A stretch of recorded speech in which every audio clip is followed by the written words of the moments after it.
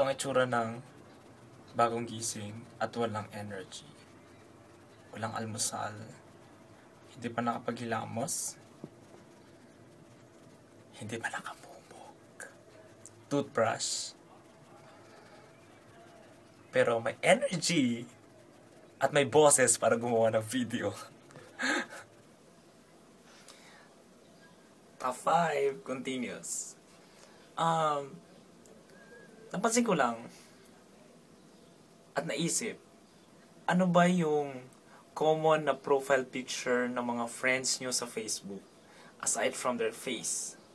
Kasi di ba may mga friends tayo na hindi talaga nila picturing natin sa profile nila. So,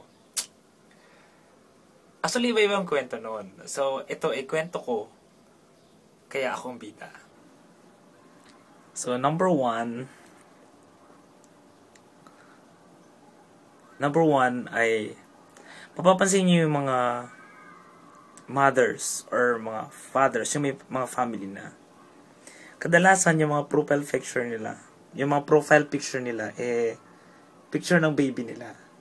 Kaya nga tuloy ang nagkakaproblema ako one time. Naghahanap nga ako, nagsesearch ako ng mga friends ko from high school or elementary or college o yung mga katrabaho ko from previous jobs.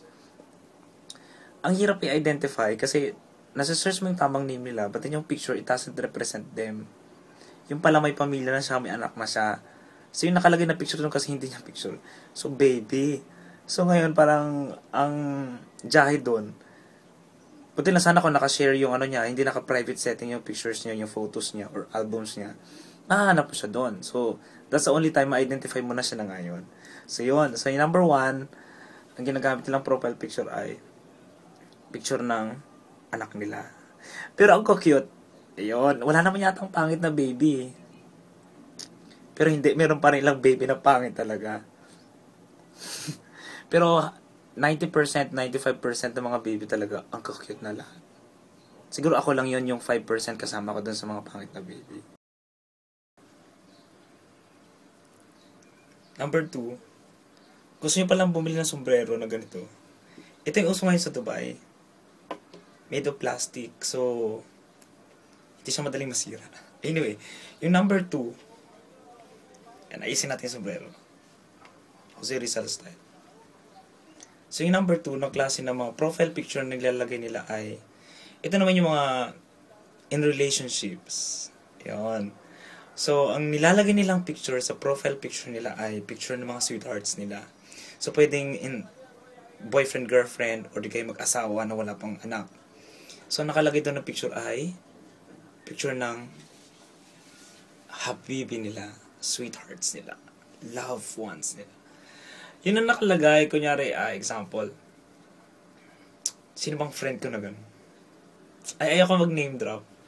Basta kunyari ako, nakalagay, Junior Rosano, pero picture ng babae nakalagay doon. So, parang, sa mga friends natin naghahanap sa atin, is confusing kasi di ba maaaring may kapangalan ka na nagkataong babae lang. Hindi kay babae ka nakalagay doon, pangalan mo kunyari is Mary Grace Salvador. Pero ang picture doon lalaki na gwapo. So parang siya ba to? So nakakalito yun. Yun. At number 3. Watch out. Number 3. Wait. Ito yung totoong bonnet. Kasi nga, made of net siya. Hindi ba kadalasang bonnet sa Baguio? Tela naman. Hindi kayo mga ginansilyo. So, medyo, yung iba tela na talaga. So, ito yung totoong bonnet. Yan. So, yung number 3 na ginagawang profile picture nila ay, ito medyo kasama sila. Group picture.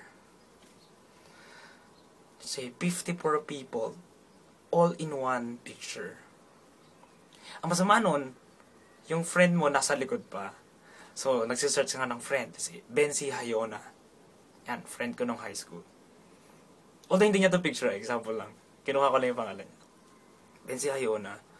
Tapos, may lumabas doon sa result ng search mo.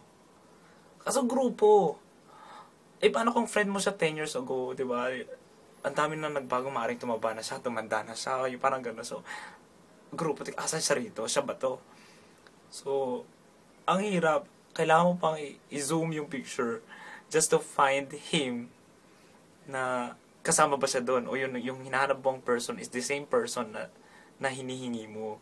So, naka-group picture, profile picture mo pero naka-group picture ka. Parang hirap naman nun. Profile mo nga, tapos naka-group. Sakit sa ulo. Kaya tanggalin ko na to. Sakit sa ulo. So, yan. Gwapo na. At ang number 2 na ginagawang profile ng mga friend natin, profile picture ng mga friend natin sa Facebook ay artista. Diba? O di kaya mga idols nila o yung mga crushes nila. Yan yung nasa profile picture nila. O di kaya cartoons. Ang dugo, alam mo kunyari, friend ko, Jeffrey Cantos. Search mo yung Jeffrey Cantos, makikita mo Marian Rivera nakalagay. Sakit sa ulo. Diba? Bakit mo kailangan ilagay ang picture ng artista? Sa profile mo, hindi nga ikaw yun. Nagtatago ka ba? Although, si Jeff hindi example ko lang name ni Jeff. Si paring Jeff. Sige, palitan natin si Logan. Ang mahanap mo doon, hindi niya picture. Cartoons. X-Men. Nakalagay si Logan. Sino ba si Logan? Si Wolverine. Ayun.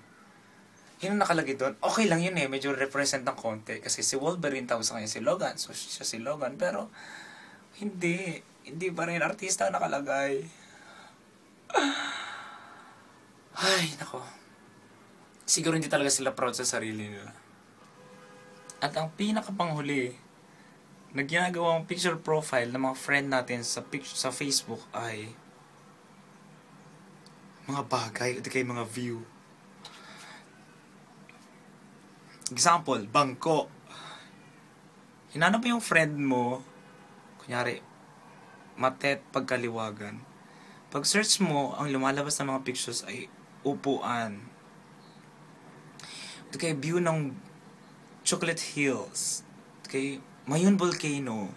Ito kay bike. Ito kay picture ng aso. Alam mo yun? May mga friend ako na yung picture profile nila, bagay ang nakalagay. Kunyari, baso. Di kaya sinigang na hipon. Alam mo yun yung, gano'n yung mga profile picture. Ang hirap, kawawa na yung mga kaibigan yung naghahanap sa inyo, na gusto kang i-add sa Facebook.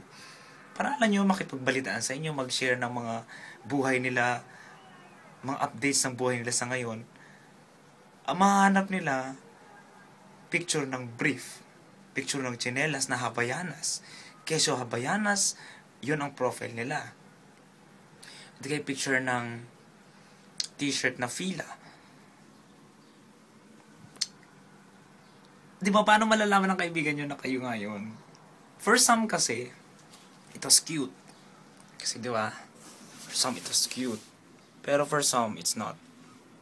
Pero yun nga, sabi ko, Facebook mo yan, wall mo yan, so, ikaw ang bida. So, parang sa video na to, kwento ko to, ako ang bida. Bye-bye!